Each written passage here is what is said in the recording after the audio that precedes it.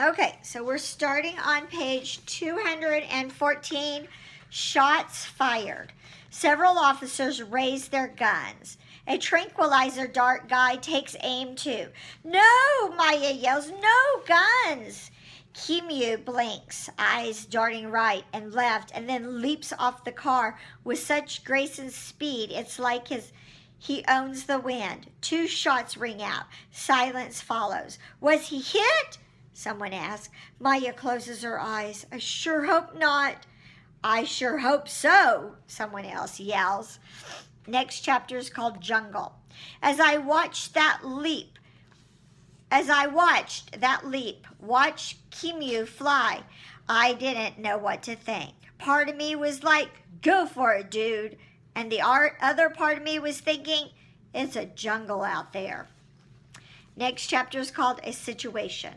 Officer Williams climbs onto a picnic table. Someone hands her the megaphone so that she can be heard over the crowd. Folks, she yells, listen up. We've got a handful of animal control officers coming over, but several roads are already flooded out, and the weather guys are saying Gus is going to take his sweet time. Meantime, park supervisors, call in more help, but only if the workers can get here safely. The unmistakable roar of the big cat rolls over us like a slow thunder. Any more tranquilizer guns? Officer Williams asks the park director who's just arrived. 3 in reserve, she answers. Nets? We have dozens. Okay then, Officer Williams' radio crackles. I can hear more shouting, more barking dogs. Shelters flooding, she says. Yeah, that happened there before, the director says. Usually just a foot or 2 of water. Okay, public safety is where we start. Officer Williams wipes rain from her forehead. We need to get the word out that these animals are on the loose. Of course, said the director. We have protocols in place, but we need to be careful how we word this. People might overreact. Ma'am, a firefighter interrupts. I see a python in my backyard. I'm sure gonna overreact. First things first, says Officer Williams. Triage is in the main office. That's where people go when they're hurt. Check wreckage for any survivors, human or animal. Fan out with tranquilizer guns. Get an inventory on how many animals are loose. I wonder how it's possible that Officer Williams can be so composed.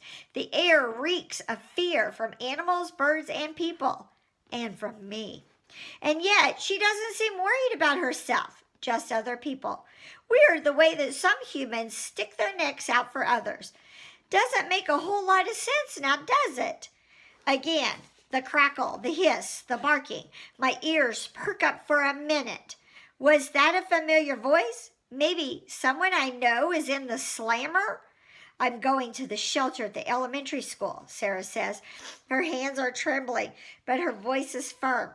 To look for George and Julia, just in case. She strokes my head, and I'm happy to let her.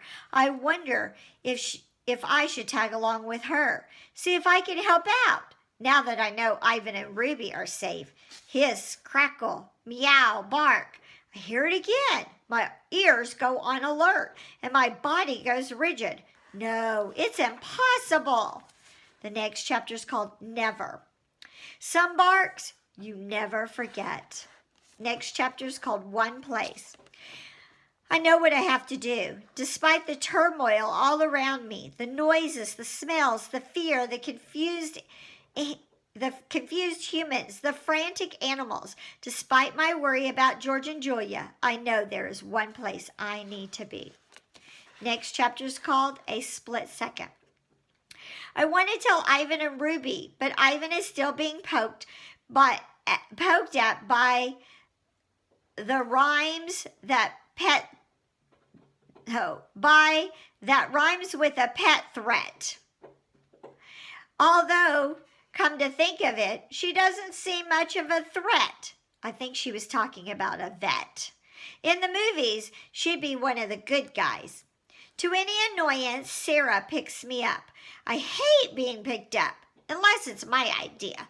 Then I'm totally cool with it. Maya, she says, you let me know first sign of George and Julia, okay? Promise, said Maya, and she places her hand on Sarah's shoulder. Humans are always touching, although I kind of get it under the circumstances. You can't take Bob to that school shelter.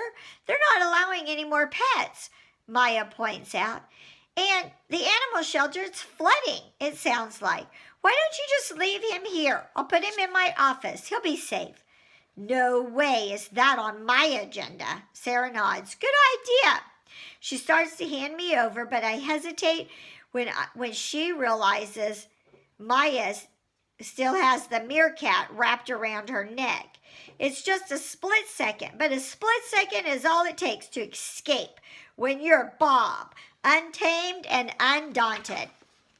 The next chapter is called On My Way. Bob, cries Sarah. Grab that dog, Maya yells. I spent a good part of my life running from a certain guy named Mac, and I still have moves. I twist and spin and dip, and before you can say, yes, sirree, Bob, they give up. I backtrack, slip under a bench, and make my way to Ruby. Ruby, I whisper, I gotta go. Something important's come up. You and Ivan see if you can find George and Julia. I want to come, Ruby says, stomping her right foot in a huge puddle. You need to keep an eye on Ivan, I say. Make sure Kanini doesn't drive him loco with her sobbing. I'll be back before you know it. I don't wait for an answer. I'm off into the wild, into the world filled with wind and rain, with wolves and alligators, with a voice that could rip my heart in two. And here's a picture on that page of the flooding and an alligator on top of a car. Oh, we're at section 3 now. So section 3 in the first chapter is called Looking, and this is the last section of this book. Ivan used to ask me what I did when I wasn't hanging out at the Exit 8 Big Top Mall and Video Arcade. I wasn't like the rest of the animals, caged and trapped. I told him I was scrounging for food, but he never questioned it. When you think about it, though, there's a better place to find food than let me start over. When you think about it, though, there's a better place to find food than the floor of the mall at the end of the day. Yeah, I wasn't looking for food. I was looking for her, for Boss. Next chapter is called What If. At first, I didn't admit it to myself. You know how it is when you wish for something so bad you're afraid to say it out loud, 'cause what if it never happens? It was like that. I knew the odds were crazy long. I knew I was nuts, and yet I went out day after day searching for her. Next chapter is called 6. There had been 6 of us in the litter, so why was I only looking for her? Because it was her bark that I heard. After the box landed, even after the truck roared past, I heard it. A whimper, bark, howl, cry, something I've never heard since. She survived, at least at first. I survived. The rest didn't. Next chapter is called Relieved. And what did I do when I heard that bark? Did I run towards it? Did I try to find her to save her? No. I was just a few weeks old, helpless, useless. The cries stopped almost as soon as they started. And you know what? Part of me was relieved.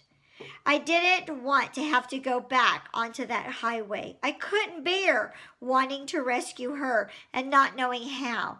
I didn't want to see her die, but mostly I was afraid. Next chapter is called Coward. I was afraid. I was a coward. There was a certain freedom that comes when owning your faults. The next chapter is called The Wind. Every day I went looking for Boss, up and down the same barren stretch of highway. Sometimes I'd catch a hint of something hopeful in the air, and I'd think it was my sister's scent. I'd be certain the breeze had brought me her voice like an invincible gift. The wind can really mess with your head. Next chapter is called Enough. After a while, I stopped going to the highway, stopped looking. It was a relief to give up. I had had enough things to worry about. Okay, here's where we're going to stop. We're stopping on page 236. But now we're in section 3, so that means we're getting closer to the end because that's the last section. Okay, guys, I will see you next time. Bye.